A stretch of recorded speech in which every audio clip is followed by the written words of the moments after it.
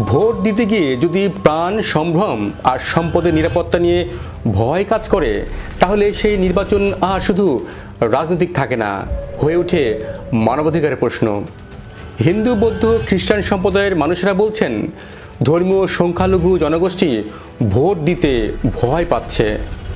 শুধু জানুয়ারি মাসেই প্রথম 27 দিনেই 11 জন হিন্দু নিহত, 42টি সাম্প্রদায়িক সহিংসতা হয়েছে।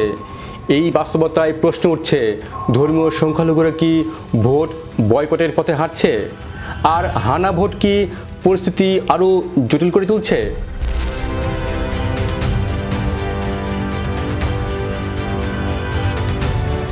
ঢাকার জাতীয় প্রেস ক্লাবে বৃহস্পতিবার হিন্দু, বৌদ্ধ, খ্রিস্টান ঐক্য পরিষদের সংবাদ সম্মেলন হয়। এতে লিখিত বক্তব্য পাঠ করেন ভারপ্রাপ্ত সাধারণ সম্পাদক মনীন্দ্র কুমার নাথ। তার বক্তব্যের ভাষা ছিল কূটনৈতিক কিন্তু স্পষ্ট বার্তা, সংখ্যালঘুদের ভোটাধিকার এখন ঝুঁকির মুখে। সংগঠনটি বলছে, সংখ্যালঘু জনগোষ্ঠী ভোট দিতে চায়, কিন্তু জীবন, জীবিকা, সম্পদ আর সম্ভ্রম নিয়ে ভয় কাটছে না। এই ভয় কল্পনাপ্রসূত নয়, সংখ্যায় তার প্রমাণ। জানুয়ারি মাসে মাত্র 27 দিনে 42টি সাম্প্রদায়িক সহিংসতার ঘটনা, 11 জন হত্যাকাণ্ড শিকার, আর আক্রান্তদের বড় অংশ হিন্দু সম্প্রদায়ের মানুষ। এই সংখ্যাগুলো কোনো রাজনৈতিক দলের নয়, এগুলো একটি সামাজিক বাস্তবতার প্রতিফলন। ঐক্য পরিষদের দাবি অনুযায়ী দেশ জুড়ে ধর্মীয় এবং জাতিগত সংখ্যালঘুরা, বিশেষ করে নারীরা, প্রতিদিন ভীতি এবং আতঙ্কের মধ্যে দিন কাটাচ্ছেন।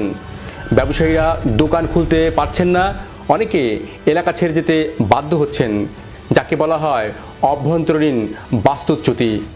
এই পরিস্থিতি তাদের পক্ষে ভোট কেন্দ্রে যাওয়া আদৌ কি সম্ভব? গণতন্ত্রের সবচেয়ে মৌলিক শর্ত হল নির্ভয়ে ভোট দেওয়ার সুযোগ। যখন কোনো জনগোষ্ঠী মনে করে ভোট দিতে গেলে হামলার শিকার হতে পারে, তখন সেই ভোট আর স্বাধীন থাকে না। ঐক্য পরিষদ স্পষ্ট করে বলছে, এই ভয় যদি কাটানো না যায়, তাহলে সংখ্যালঘু সম্প্রদায় ভোট দেওয়া থেকে নিরুৎসাহিত হবে। আর এই দায় সরকারের, প্রশাসনের, নির্বাচন কমিশনের এবং রাজনৈতিক দলগুলোর ওপর পড়বে। এই চার পক্ষের দিকেই অভিযোগের আঙুল তুলছে সংগঠনটি। এবার আসা যাক সবচেয়ে স্পর্শকাতর জায়গায়। এই নির্বাচনে যুক্ত হয়েছে এক নতুন বিষয়, তা হলো গণভোট। হ্যাঁ ও না ভোটের মাধ্যমে রাষ্ট্র পরিচালনার মূলনীতি নির্ধারণের বিষয়। ঐক্য পরিষদের অভিযোগ, এই গণভোট ধর্ম নিরপেক্ষতাকে কার্যত বাদ দেওয়া হয়েছে।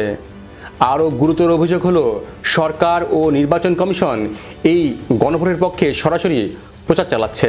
কিন্তু এতে সমস্যা কোথায়? অবশ্যই সমস্যা আছে, কারণ নির্বাচন কমিশনের কাজ নিরপেক্ষতা বজায় রাখা, কোনো নির্দিষ্ট আদর্শের পক্ষে অবস্থান নেওয়া নয়। সংখ্যালঘুদের চোখে এটি পক্ষপাতদুষ্ট, দুঃখজনক এবং সংবিধানের মৌলিক চেতনারই পরিপন্থী।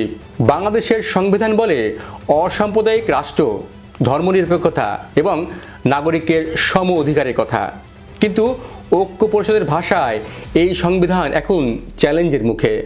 কারণ যদি রাষ্ট্র পরিচালনা নীতিতে ধর্মনিরপেক্ষতা প্রশ্নবিদ্ধ হয়, তাহলে সংখ্যালঘুদের নাগরিক অধিকারও প্রশ্নবিদ্ধ হয়। ভোট কেন্দ্রে যাওয়ার আগে যদি একজন নাগরিক ভাবেন, আমি সংখ্যালঘু, আমার নিরাপত্তা কোথায়, তাহলে সেটা শুধু নির্বাচন নয়, এটা রাষ্ট্রের নৈতিক ব্যর্থতা। ঐক্য পরিষদ শুধু অভিযোগ করেনি, তারা দিয়েছে 7 দফা স্পষ্ট দাবি। চলুন একটু বিশ্লেষণ করে দেখি তাদের 7 দফা দাবিটি আসলে কি। 1. নির্বিঘ্নে ভোট কেন্দ্রে যাওয়া, অর্থাৎ ভোটার ও প্রার্থী দুজনেরই নিরাপত্তা নিশ্চিত করতে হবে। 2. ধর্ম ও সাম্প্রদায়িকতা নিষিদ্ধ করা, নির্বাচনী প্রচারে ধর্ম ব্যবহার করলে শাস্তি বিধান চায় ধর্মীয় সংখ্যালঘুরা। 3. প্রয়োজনে সেনাবাহিনী মোতায়েন করে ধর্মীয় সংখ্যালঘু ভোটারদের নিরাপত্তা নিশ্চিত করা দাবি করা হয়েছে। 4. ঝুঁকিপূর্ণ এলাকা চিহ্নিত করে পুলিশ, র্যাব, বিজিপি এবং সেনাবাহিনীর নিয়মিত টহলের ব্যবস্থা করা। 5. প্রশাসনকে স্পষ্ট নির্দেশনা দেওয়া। 6. উপাসনালয় ব্যবহার নিষিদ্ধ, অর্থাৎ মসজিদ, মন্দির, গির্জা কোনোটিতেই প্রচারের কাজে ব্যবহার করা যাবে না। এবং 7. বিদ্বেষমূলক বক্তব্যকে বিশেষ আইনে শাস্তিযোগ্য অপরাধ হিসেবে চিহ্নিত করতে হবে। এই দাবিগুলো কি অযৌক্তিক? নাকি একটি ভয়হীন নির্বাচনের ন্যূনতম শর্ত? এখন সবচেয়ে সংবেদনশীল প্রশ্ন, সংখ্যালঘুরা কি ভোট বর্জন করতে পারে? ধর্মীয় সংখ্যালঘুরা যদি ভোট বর্জন করে তাহলে এর প্রভাব কি হবে? ভোটার উপস্থিতি কমবে, নির্বাচনের গ্রহণযোগ্যতা প্রশ্নবিদ্ধ হবে, আন্তর্জাতিক পর্যবেক্ষকদের নজর বাড়বে, মানবাধিকার সংস্থার রিপোর্ট আরও কঠোর হবে, আর সবচেয়ে বড় কথা, একটি বড় জনগোষ্ঠী রাষ্ট্র থেকে বিচ্ছিন্ন বোধ করবে। ইতিহাস বলে ভোট বর্জন কখনই গণতন্ত্রের জন্য ভালো খবর নয়। তাছাড়া বাংলাদেশ এখন আন্তর্জাতিক পর্যবেক্ষণের মধ্যে রয়েছে। ইইউ, জাতিসংঘ, মানবাধিকার সংস্থা সবাই নজর রাখছে এই নির্বাচনের দিকে। সংখ্যালঘু হত্যা, গণভোট বিতর্ক, ভোট বর্জনের আশঙ্কা সব মিলিয়ে বাংলাদেশ এখন অগ্নি পরীক্ষার মুখে দাঁড়িয়ে। এখানে ব্যর্থ হলে এর প্রভাব পড়বে কূটনীতিতে, বাণিজ্যে এবং উন্নয়ন সহযোগিতায়। এখনও সময় আছে, কিন্তু খুব কম। এখন এই 4টি বিষয় নিশ্চিত করা খুবই জরুরি। সেগুলো হলো: 1. সহিংসতার বিরুদ্ধে জিরো টলারেন্স। 2. সংখ্যালঘু এলাকায় দৃশ্যমান নিরাপত্তা। 3. নির্বাচন কমিশনের নিরপেক্ষ ভূমিকা। এবং 4. রাজনৈতিক দলগুলোর দায়িত্বশীল আচরণ। এই 4টি বিষয় নিশ্চিত করা না হলে ভোট শুধু একটি আনুষ্ঠানিকতা হয়ে থাকবে। ধর্মীয় সংখ্যালঘুরা বিশেষ কিছু চায় না, তারা চায় নির্ভয়ে বাঁচতে, নির্ভয়ে ভোট দিতে। গণতন্ত্রের মানে শুধু ব্যালট বাক্স নয়, গণতন্ত্র মানে সব নাগরিকের সমান নিরাপত্তা এবং মর্যাদা। বাংলাদেশ সেই পরীক্ষায় পাশ করবে কিনা তা নির্ভর করছে আজকের সিদ্ধান্তের উপর। আপনিও কি তাই মনে করেন? জানান আপনার মতামত।